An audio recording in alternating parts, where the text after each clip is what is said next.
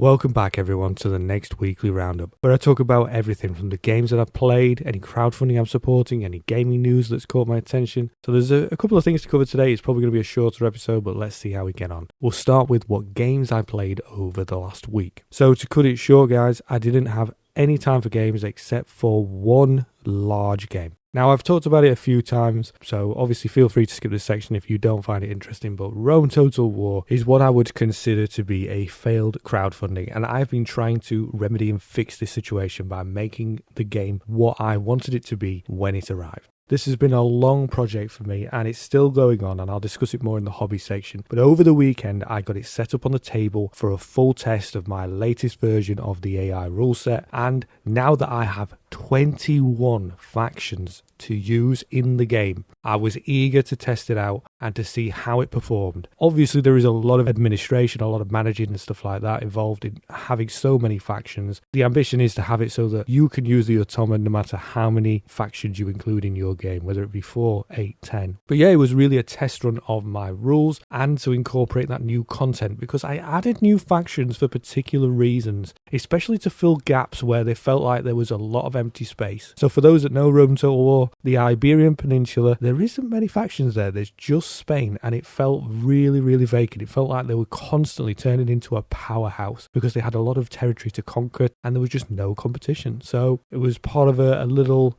addition to try and remedy that. But yeah, I'm playing as Macedonia and I am completely surrounded on all fronts in northern Greece. I started off the game by making an alliance with Thrace to the north, and then I turned my attention to the Greek cities who were south of me and launched an invasion, conquering the 3 cities of Athens, Corinth and Sparta. With these added to my empire, I had a solid position with which I could then expand, and I turned towards my next front, which would be the Seleucid Empire. Currently at war, it was quite badly damaged in numerous conflicts, and they had a lot of unrest because they'd been sabotaged by their neighbours, so I just contributed to that and added even more unrest by using my agents. But that's the point where I stopped and finished the campaign over the weekend, and I need to play a few more turns this week and see if I can take it to its conclusion. I'm enjoying playing it. I'm enjoying the automa rules. They seem to be working. It's ongoing progress. There's going to be more work I need to do. Yeah, really fun game. On to the channel update. Last week, I managed to post one video in which I was talking about you can't play your game until it's painted. Now, I was generalizing in this video. I was talking about both board games and miniature games in all the different forms. Although they are different subsets within the gaming hobby and normally not related, I'm just talking about you've got some cool minis, you want to paint them before you play the game. I thought it was an interesting topic and I was genuinely surprised how well this video was received and how many views it got. There was a myriad of conflicting views and different opinions in the comments, and it was really interesting to read, and it kept me really busy throughout the day replying to everybody. It's definitely a contested topic. People have very different and contrasting opinions on the matter. But yeah, the video did well and it was a topic that I thought was interesting. I also managed to record a full video over the weekend. I have another one partway through. I'm going to be making some progress this week, so there will be a few videos being posted this week, so stay tuned for that. On to the painting and other activities. Painting wise, I managed to paint a couple of factions for the Rome Total War project because I needed them completed before I got that game to the table over the weekend. There were new factions I added to the game and I needed distinct colours to make them stand out on the board and make sure that they weren't confused with any of the others there. I've dedicated a lot of time into making components for this game, the crafting side, cutting pieces out and sticking tokens together for all of the factions, adding even more because as these empires expand, the token pool gets used, and the last time I tried it I felt like there wasn't enough, so I needed to make more tokens for every single faction. Putting the faction logos as well, gluing them onto the cards and in the sleeves as well. It was just been a massive undertaking. It's still not finished, but I've made huge headway into this project. On to crowdfunding. So there's only one campaign that really stood out to me over the last week, and that is Sovereign Shogun.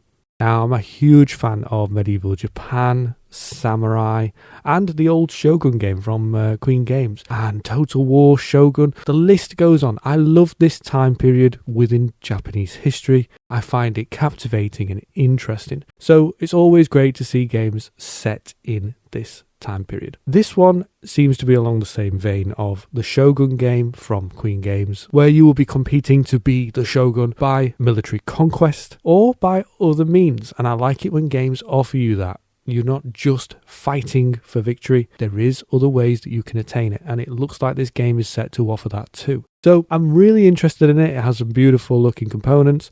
I'm not a massive fan of the cover. It didn't sell me on that straight away, but I clicked it because it had the word Shogun in it. That pulled me in. Everything inside looks interesting, looks promising, and it looks like something that I want to read up on when it goes live. Not necessarily back, but definitely has my interest.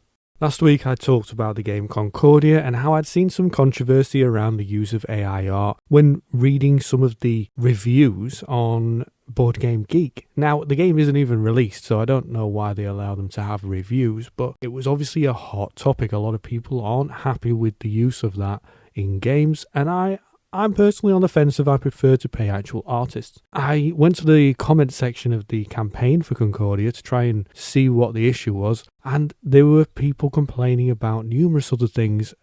I just couldn't get to the bottom of it, to be honest. I don't want to spend hours looking into it. But they were also upset about table space. And I think table space is a big issue with games. People need to think about, can people even field them on the table that they've got at home? Because games are getting bigger.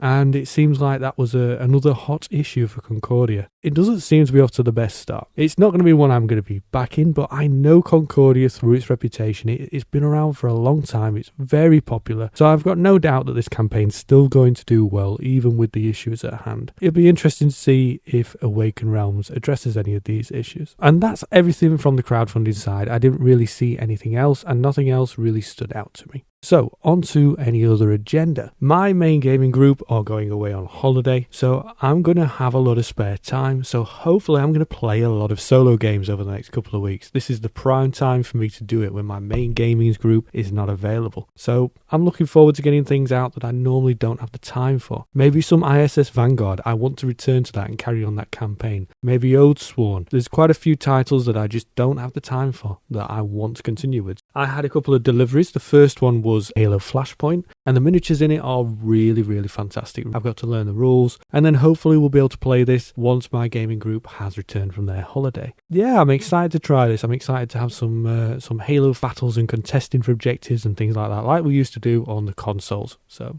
I'm looking forward to seeing how they've brought that to the tabletop. In addition, I got a unit for the A Song of Ice and Fire game, which is the gold cloaks for the Lannisters.